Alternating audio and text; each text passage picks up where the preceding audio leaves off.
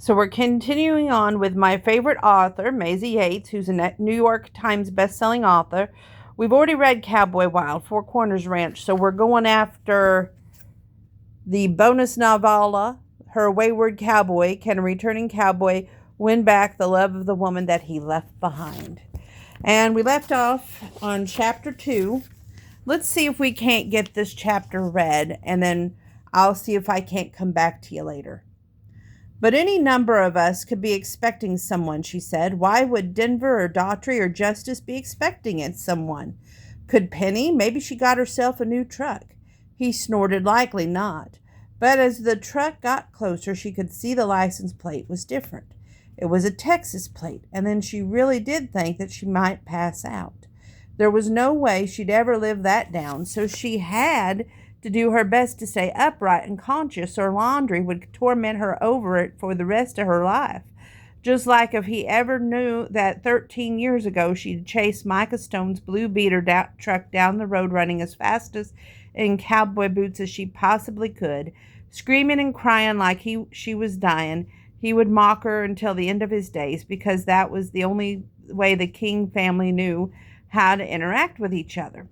All these other families around them, so nice, borderline functional in spite of the way that their parents were, the Kings were not like them.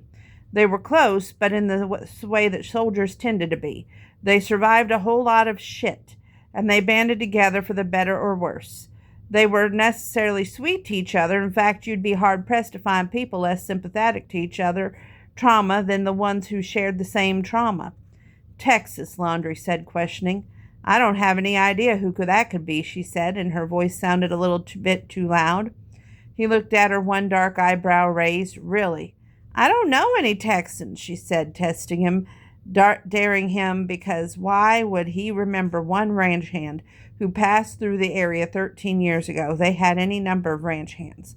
The truck pulled up to the house, and she could see a tall, rangy figure from behind the steering wheel,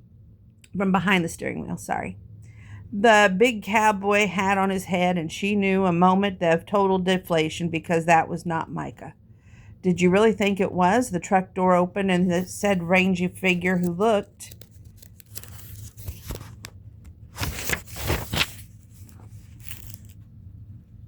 like a teenager, stepped out. And she couldn't deny that he might not be Micah, but he looked like him enough to be enough to be his son. Howdy, he said. I'm Daniel Stone. I'm here to see if you might be hiring. Well, it looks like we made it to that chapter. Just try to push it to chapter 4, okay? Chapter 3. Micah hadn't cursed so many times in a single sentence. Well, last Saturday, at least, he didn't claim to be a saint, but Daniel was gone. He was fucking gone, and his ex-fucking wife hadn't noticed for days. And that was why the hell he didn't like Daniel going to Dallas to visit that woman, because she didn't pay any attention to him. And every damn time he went there, some kind of trauma for Micah to undo. Daniel should have stayed out on the ranch with Micah. Maybe they would have butted heads about it, but they always got over it. It was Lacey that always did something to fuck everything up, and this was just one of those examples of that. How many days has it been, Lacey? He asked, and about to lose his patience completely. I was gone for a couple days, darling, so I don't know. Our son was in Dallas to visit you, and you left for a couple of days, he said. He's practically a man, Micah. Settle down. He's 13 years old, Micah said, and he might be 6 feet tall, but he's still a kid. He doesn't weigh a $110 soaking wet. He probably doesn't want us interfering right now. I mean, what kind of shenanigans were you up to at 13? It doesn't bear thinking about. I don't want him to do those same shenanigans, and neither should you. I'm not like you. I don't worry about every little thing. No, the problem was Lacey didn't worry about a damn thing but herself, and that was their central problem, always had been. She'd been a sweet girl back when they were young, and the problem was she'd stayed that sweet same girl. She'd just never grown up. They dated in high school, split up for years, and then met up again when they were 29, and she'd given a try for nostalgia. But she'd been the Lacey she'd been in high school, and that hadn't worked because he didn't want drama and screaming fights, and she seemed to be fueled by it. They ended it, and he'd gone out to Oregon looking for something new. Then she called him out of the blue to let him know that she was 8 months pregnant and it was his baby. He was an idiot. He'd gotten a DNA test, and Daniel was his kid. And even there had been any doubt that when he was a baby, there couldn't have been any doubt thereafter. He was the spitting image of Micah, down to all of the height and none of the muscle by the age 13. Also, none of the brains either. Micah was well familiar, and also the dangers of looking a little too old and having no smarts to back it up.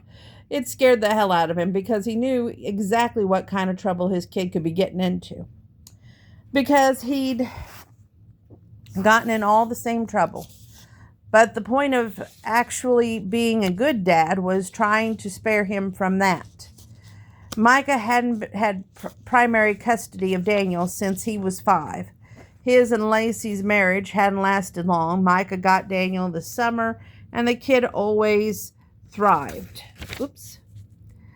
And then he went back to home Lacey, and things degraded. And this time they clearly degraded in a uniquely awful way. He was looking at some old pictures on his phone. She said, talking on and on about some ranch you were at forever ago. 4 Corners. He knew. He'd talked to Daniel about a bunch of times about 4 Corners where he'd found out Lacey was pregnant and he had to leave. And for some reason, a vision of Arizona King flashed through his head. Arizona King as she'd been then, of course. She had been so pretty. He felt like a dick every time he looked at her and thought so.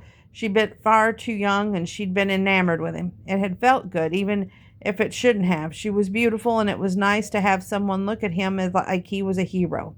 He just hadn't counted on feeling anything for her in return. But she was sharp and funny along with her beauty, and he found himself developing something of a crush on her.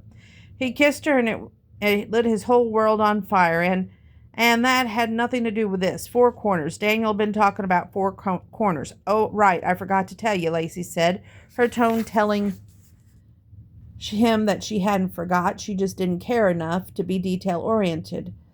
The old beater truck is gone. The what? That truck that I took when I left you. It's been parked in the driveway this whole time.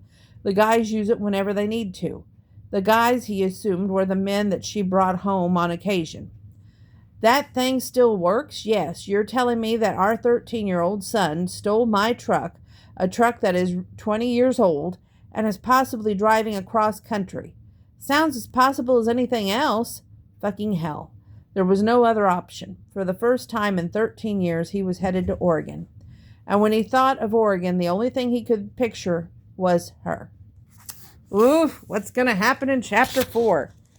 Is he going to come home and is she to welcome arms from Arizona?